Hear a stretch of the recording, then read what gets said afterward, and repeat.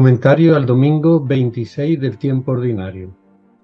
Del dicho al hecho. El mundo al revés. 1 de octubre de 2023. Primera lectura, Ezequiel, capítulo 18, versículos del 25 al 28. Salmo 24. Segunda lectura, carta a los Filipenses, capítulo 2, versículos 1 al 11.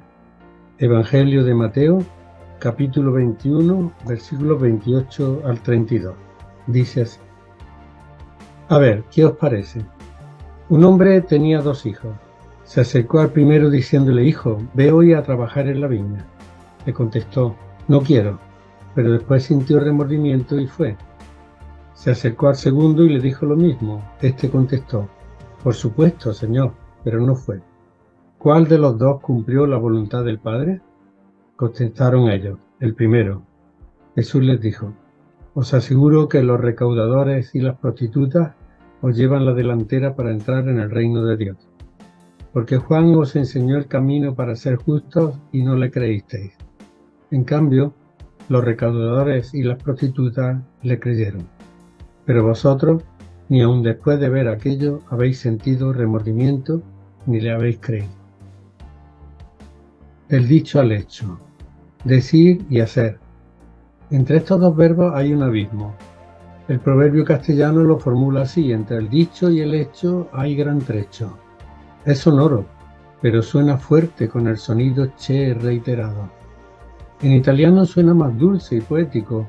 Entre el decir y el hacer está de por medio el mar. El trecho se ha convertido en la inmensidad del mar. Los alemanes sustituyen el trecho o el mar por un largo camino.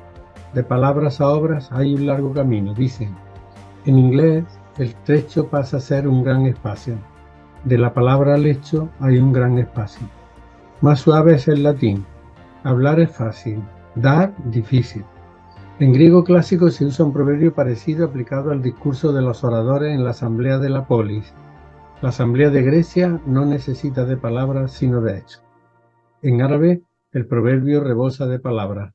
La grandeza no depende enteramente de lo que se dice, porque 200 palabras no equivalen ni a medio hecho. La distancia entre decir y hacer se expresa en nuestra lengua también de diversos modos. Cacarear y no poner huevo, la lengua larga es señal de mano escasa, más fácil es dar a la lengua que a las manos, no es lo mismo predicar que dar trigo, prometer y no cumplir, 1000 veces lo vi, quien mucho ofrece, poco da, obras son amores que no buenas razones. En todos los casos queda claro que una cosa es decir y otra hacer. Y más difícil todavía la conjunción de las 2 palabras mediante la i, quitando toda distancia entre ambos. Decir y hacer. Hablar es práctica común en nuestro tiempo. Todo el mundo habla, discursea, echa peroratas inmensas, sentando cátedras sobre la vida y sus más diversas realidades. Políticos, eclesiásticos, oradores de profesión, diputados, senadores, tertulianos. Todos hablan y cada vez más, hasta el punto de que nuestra cultura sufre ya una grave inflación de palabras. A base de hablar y hablar, estamos llegando a una situación curiosa. El lenguaje está a punto de convertirse en objeto de sí mismo. Se habla por hablar. Con la palabra se juega como lo hacían los sofistas, con la finalidad de persuadir a sus interlocutores, aunque los argumentos fuesen falsos o falaces. Lo comprobamos a diario estos días en el mundo de la política.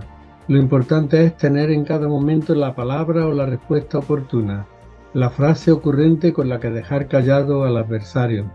Poco importa la verdad en estos tiempos de posverdad, como hemos dicho otras veces.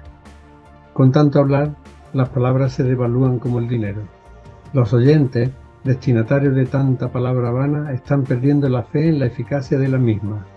Muchos han caído en la eterna tentación humana, la palabrería, hasta el punto de que la población cree cada vez menos en los políticos y en las instituciones, cuyas palabras con frecuencia se las lleva el viento, mostrando una especie de amnesia vital. Menos mal que están los periodistas para tirar de hemeroteca y hacerles ver que donde antes decían digo, ahora dicen Diego. La vieja expresión palabra de hombre o un hombre de palabra se decía de alguien que era de fiar y no te iba a defraudar porque cumplía lo que decía. también en la religión. Me acuerdo ahora de los tiempos del reclinatorio en propiedad de la señora, rica por lo general, de rosario en mano, rezado a ritmo de abanico y acompañamiento sonoro de pulseras y joyas, todo un símbolo de vana religiosidad. Quienes así frecuentaban el templo, haciendo de la religión pura palabrería, rezo y culto vacío, solían convivir a diario con la injusticia o con una moral clasista distante del Evangelio. La religión estaba de las puertas del templo para adentro, se medía por horas de rezo y culto. Jesús se cansó de tanta palabrería y dirigió la parábola de los dos hijos que acabamos de leer a los habladores de la religión, sacerdotes y senadores que también lo eran de la política, pues religión y política se iban de la mano por aquel entonces. Sumos sacerdotes y senadores. Con sus rezos y ritos, con sus celebraciones e inciensos, los observantes de la religión oficial judía pretendían encubrir su falta de fe en Dios y su vida de espaldas al prójimo.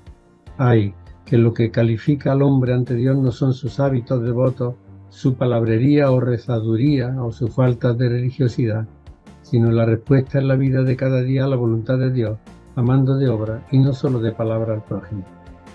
La parábola de Jesús iba dirigida a los sumos sacerdotes y a los senadores o presbíteros de Israel, la clase dirigente en lo religioso y en lo económico enfrentada con Jesús. Los senadores representaban a la familia de la aristocracia de Palestina, con frecuencia grandes terratenientes con muchos intereses que defender. Los sumos sacerdotes ocupaban el escalón más alto de la jerarquía religiosa y dirigían todo el funcionamiento del templo de Jerusalén, del que obtenían pingües beneficios. Los dos grupos, senadores y sumos sacerdotes, constituían el partido saduceo y junto con los letrados especialistas en Biblia que diríamos hoy, que pertenecían en su mayoría al partido fariseo también, formaban el Gran Consejo, el gobierno autónomo judío. Eran de ideología conservadora tanto en lo político como en lo religioso. En realidad tenían mucho que conservar.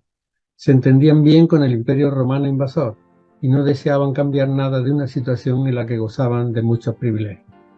Y aunque en realidad no representaban a nadie, puesto que eran los romanos quienes les permitían seguir ocupando sus cargos, incluso los religiosos, y manteniendo la propiedad de sus tierras, se consideraban los más genuinos representantes del pueblo elegido de Dios. Recaudadores y prostitutas. A estos sumos sacerdotes y senadores, junto con los letrados, les anuncia Jesús sorprendentemente que recaudadores y prostitutas les llevarían la delantera para entrar en el reino de Dios. Los recaudadores eran personas marginadas entre los judíos, pues cobraban los impuestos para los romanos. Tenían mala fama por dos razones. La primera porque colaboraban con el imperio invasor, cobrando los impuestos que luego le transferían.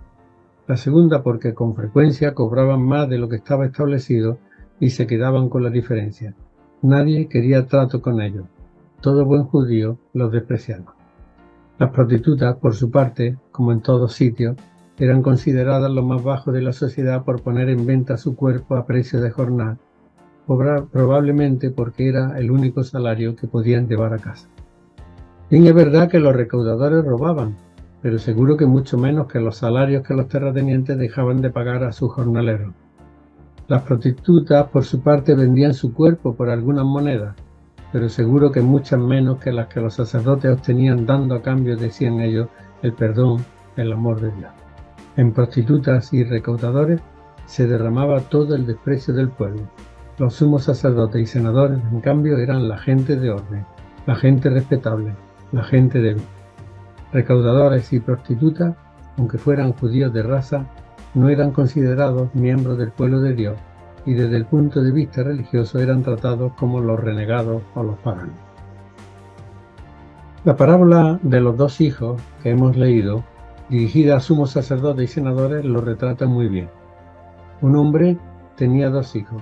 Se acercó al primero diciéndole: «Hijo, ve hoy a trabajar en la viña», y le contestó: «No quiero», pero después tuvo remordimiento y fue. Se acercó al segundo y le dijo lo mismo. Este contestó: «Por supuesto, señor», pero no fue. Sumos sacerdotes y senadores representan al segundo hijo, que dijo sí a su padre, pero que no hizo lo que su padre le encargaba. Como dirigentes, los sacerdotes y los senadores mantenían la apariencia de ser fieles a Dios, pero descuidaban su misión, la de cuidar al pueblo. Los otros, recaudadores y prostitutas, tenían conciencia clara de que su modo de vivir no era en modo alguno edificante.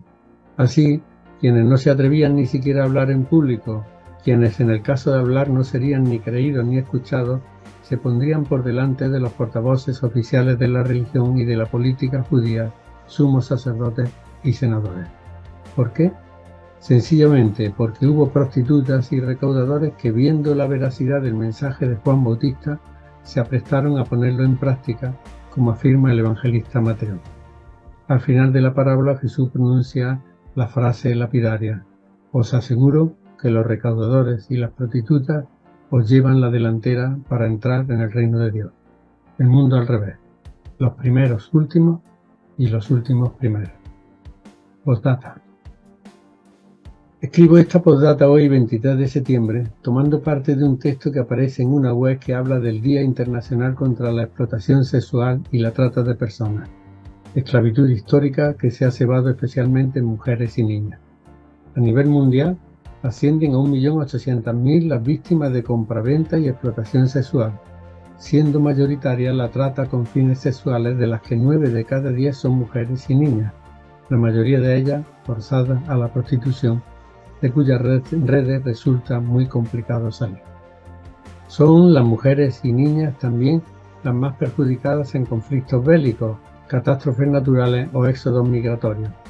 Así, la guerra en Ucrania está elevando los riesgos de trata para la población desplazada, y es desde los puntos más conflictivos actualmente África, Medio Oriente e Hispanoamérica de donde procede la mayoría de las víctimas. El cambio climático actual multiplica asimismo los riesgos de explotación. En 2021, 23.700.000 personas se vieron desplazadas internamente por catástrofes naturales inducidas por el clima, mientras que muchas otras cruzaron fronteras para escapar de la pobreza. Con frecuencia, la condición de personas migrantes y la discriminación racial se suman al hecho de ser mujer, añadiendo grilletes a su esclavitud. España es uno de los principales países de destino y tránsito de estas víctimas de trata en Europa. Las cifras de consumo de prostitución desvelan que 1/3 de los hombres reconocen haber pagado dinero por mantener relaciones, según el CIS. Y cada vez son más jóvenes los que perpetúan este sistema de compraventa de personas, según el informe Juventud en España 2020. El 10,6% de los jóvenes de entre 15 y 29 años reconoce haber pagado por sexo. Actualmente, la capacidad camaleónica de la explotación sexual muta a nuevas maneras de consumo de personas, como recoge la periodista Ana Martín Plaza en Radio Televisión Española.